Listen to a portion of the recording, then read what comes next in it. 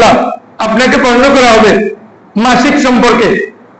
আপনি বলেন এটি নাপাক, এটা কি?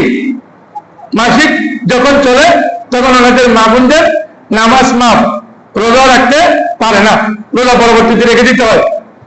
আল্লাহ বলেন ফাতাজিলুন নিসাআ ফিল মাহিদ, তখন কিন্তু স্বামীরা মা বোনদের কাছে যাবেন না।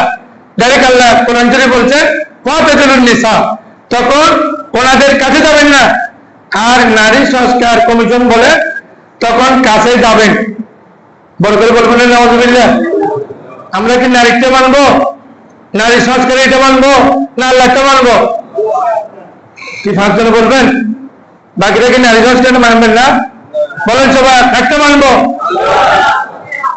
আল্লাহ বললেন কাছে যাবেন না, সঙ্গম করবেন না, জেমা করবেন না, ওলা তাকরাবুহুন্না, তাদের কাছে যাবেন না, হাত্তা ইয়াতহুরনা, যতক্ষণ পবিত্র না হয়। আর ওরা বলছেন এটা একটা কুসংস্কার, তখন কাছে যেতে বলছেন ওনারা।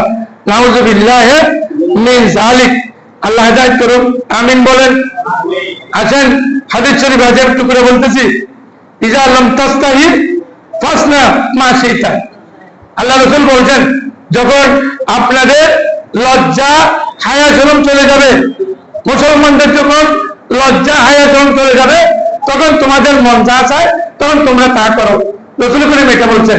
আমাদের লজ্জা নাই, আছে কি নেই? আল হায়াউ শুবাতুম মিনাল ঈমান, লজ্জা শরম ঈমানের অংশ। তাহলে আমাদের লজ্জা আছে, শরম আছে, হায়া আছে। আমরা কোরআন শরীফ মানি, আমরা হাদিস শরীফ মানি, আমরা নারী সংস্কারের এই প্রস্তাব মানতে পারি না। এটা হলো একেবারে উল্টা একটি প্রস্তাব। আল্লাহ হেদায়েত করুন, আমিন বলেন। 5 নম্বর,